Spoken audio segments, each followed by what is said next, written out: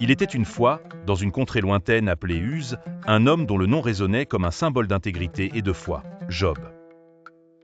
Il était riche, respecté, entouré de 10 enfants, de milliers de troupeaux et de serviteurs loyaux.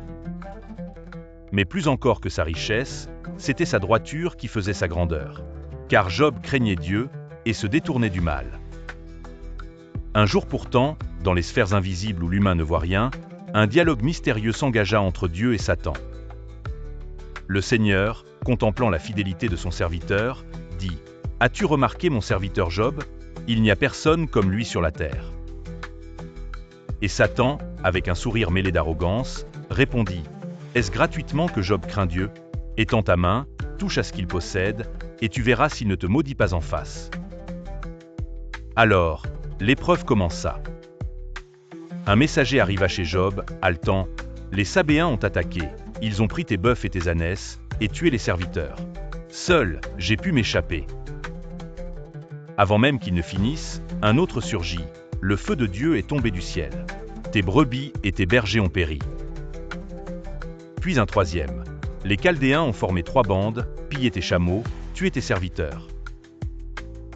Et enfin, un dernier. Celui dont la voix tremblait plus que les autres.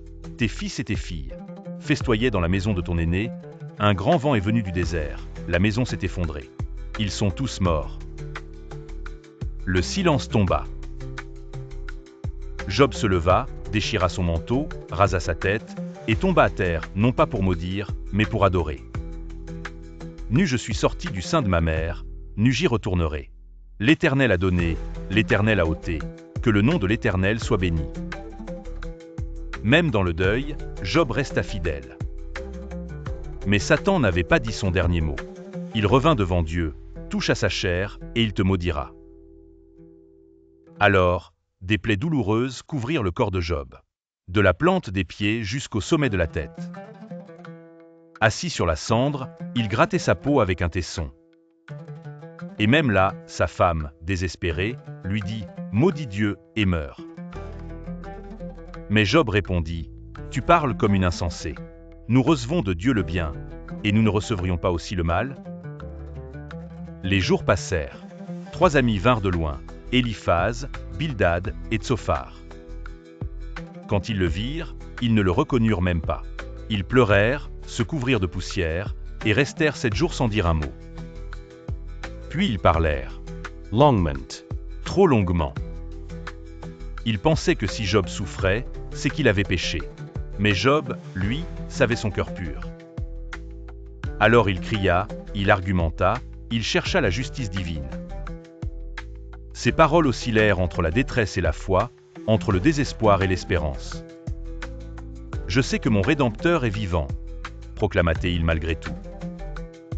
Et puis, un jour, Dieu parla. Du sein de la tempête, sa voix retentit, puissante et douce à la fois. « Où étais-tu quand j'ai fondé la terre ? Dis-le, si tu as de l'intelligence. As-tu donné des ordres au matin ? As-tu pénétré jusqu'aux sources de la mer ?» Job comprit. Sa douleur n'était pas une punition, mais une révélation.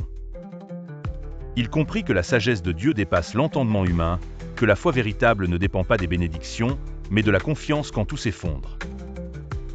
Alors, Job se repentit dans la poussière.